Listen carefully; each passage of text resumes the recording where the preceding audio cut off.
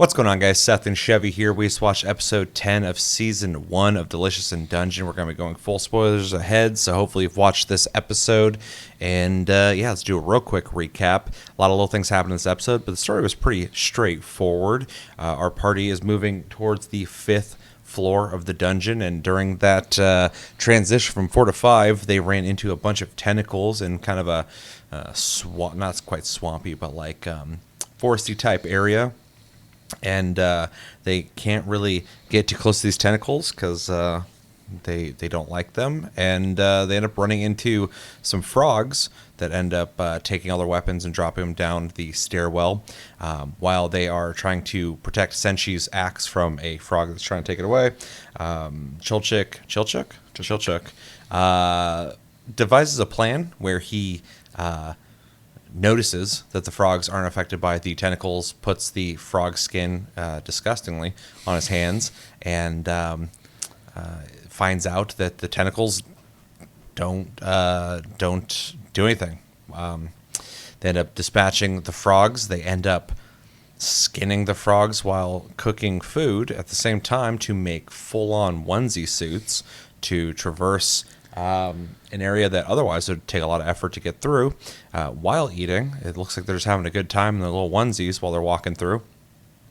And they get to the 5th floor. The 5th floor is where the orcs were at when they had to evacuate because of the dragon, and it's pretty deserted. They discuss that for a little bit. Then we get a jump over to the gnome and his party that we saw in the last episode, in which they leave the dungeon. He talks about briefly that some elves want their dungeon back. I think they're the ones that sold it to him. Mm-hmm. And he starts thinking about why they would want it back and starts figuring that because you were saying, because I didn't catch this, that he pays the people who explore the dungeon for the stuff they find. Does, yeah. Yeah, okay. And so whatever the elves are after, you said the curse thing? Yeah, the curse of... wow, brain, please. Resurrection, basically. It's not the word I wanted. Yeah. Immortality. That's the word I wanted. There are elven runes all over the place that the gnome was studying, and they're trying to figure it out. And he wants to buy more time. So. Yeah.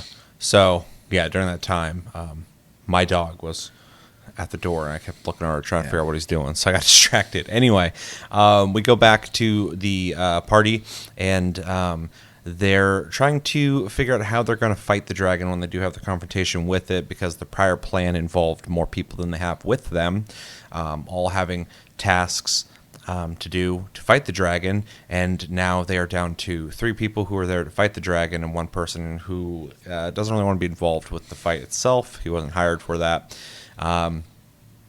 But they end up devising a plan that seems like it might work, and they share a meal together where they eat frog and kind of reminisce on this might be their last time, or one of their last times, eating monster food together. And they kind of talk about a little bit, working together and how good that was, just kind of reminiscing. And then the dragon shows up, and they get ready to fight it. So next episode will likely be that fight or something building up to it. Although we got plenty of build up to it in this episode. What we think?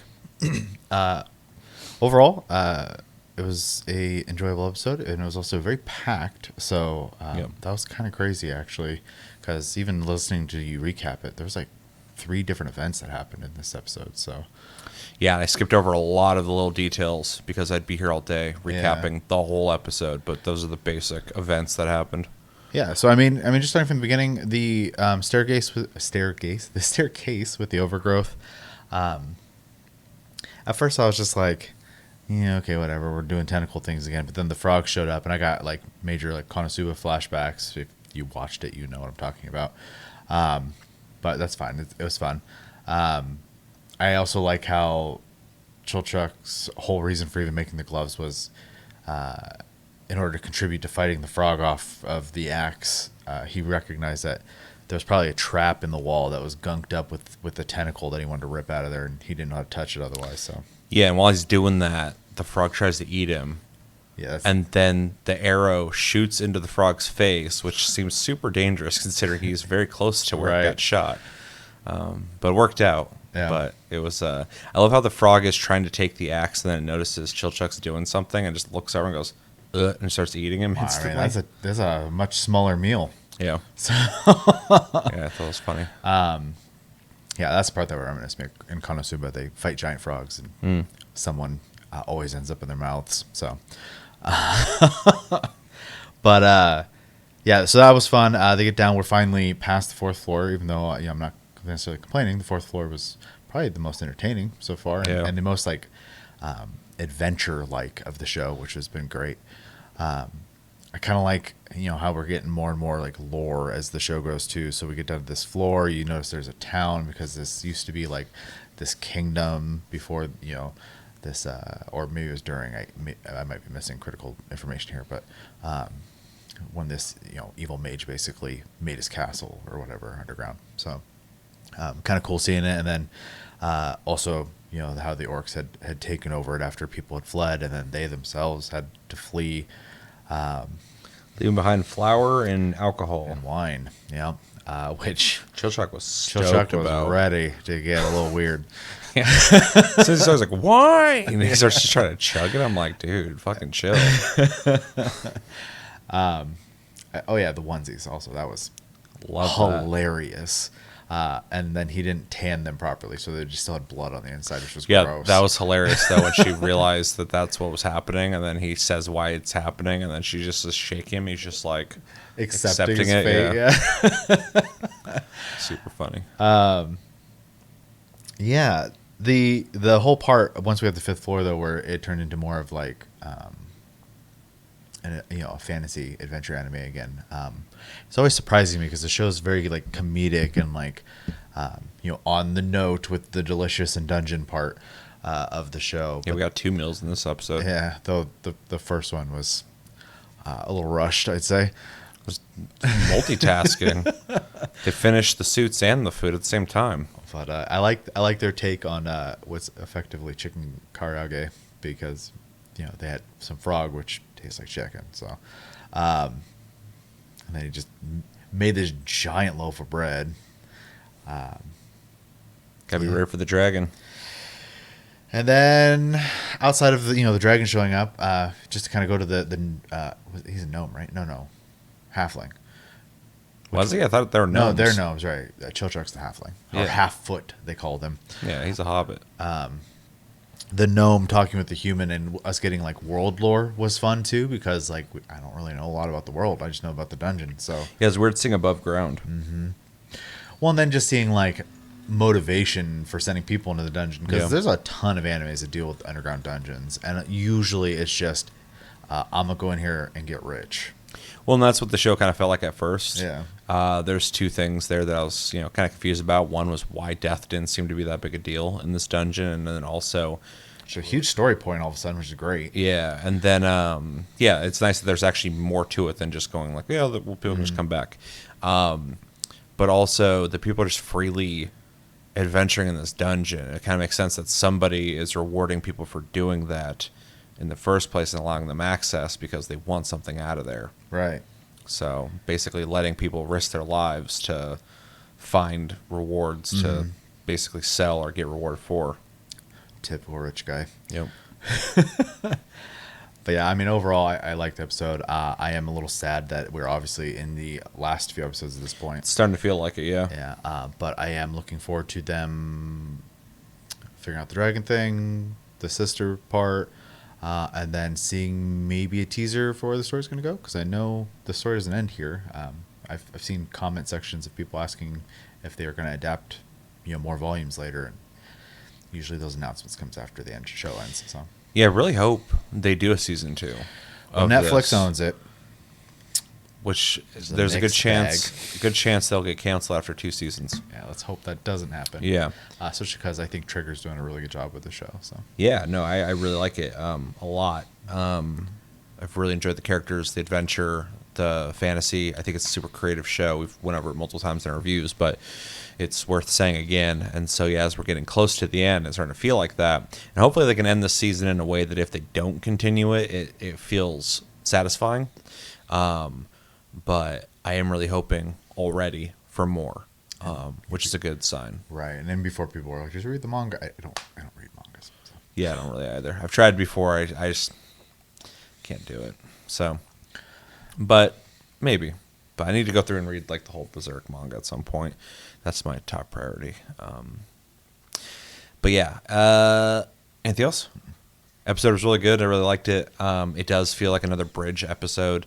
We're getting those a lot lately, kind of setting up major events of next episodes. But this one definitely felt like it. The whole frog scenario was a lot of fun. Very brief, but a lot of fun.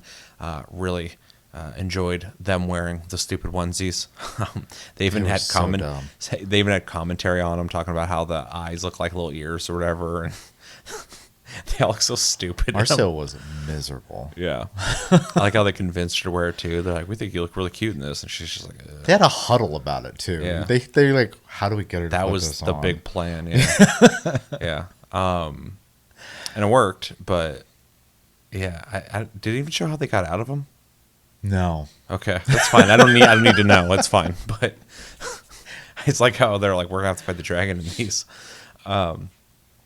So yeah, that was cool. I agree. I think the gnome talking about things. At first when I was watching, I'm like, why are we paying attention to this guy? Like, he was fun for a second, but like, what are we getting from him? And yeah, politics basically. We basically got some world lore, which is really interesting and definitely could come into play in later seasons, knowing that outside of the dungeon, there's people who are basically vying for it, which is kind of interesting. Who doesn't want immortality? Adds another layer to the whole story. It also makes sense this has multiple, or could have multiple seasons too, because the beginning of it starts off with that whole mad wizard sorcerer guy, and people keep talking about him. I'm like, we're not going to get that resolved in this season, so no way. I hope they continue.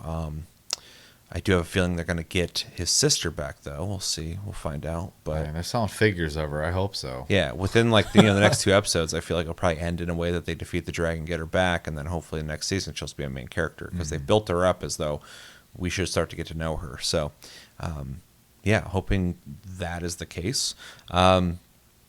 The huddle, talking about basically reminiscing about the dungeon, I thought was fun because I feel like anybody watching the show this long probably feels the same.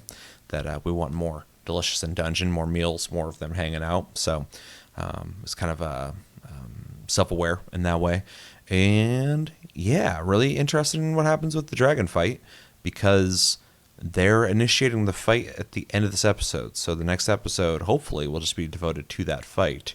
And then we hopefully will get like a closing out episode with episode 12 or something, which will be definitely satisfying. So yeah, good episode. Really excited for the next episode and not stoked for the season to end because I've been really enjoying it. So yeah. Anything else? I think that's about it. All right, let us know in the comments what you guys think of this episode of Delicious in Dungeon. What were some of your favorite parts? What were the standouts? Maybe there's something in the episode that happened that we didn't talk about you want to bring up in the comments. Let us know. And where do you hope things are going from here? Unless you know, please no spoilers for us. And are you hoping for season 2? And if you have read the manga, how much more story is there? Is there a lot? Without details. Without details? Is there like a season 2, a season 3, a season 4? How far could this go? Because as of right now, I'm definitely on board for a season 2. So hope that's in the cards. Yeah, let us know what you think about in the comments below when it comes to this episode. I've been Seth, this has been Chevy. Stay tuned. We'll have a Solo Leveling episode 9 review coming out soon. I also watched Dune 2. I probably should do a review for that because it was really good. So I should probably elaborate on that a bit. And yeah, until then, we'll talk to you guys later.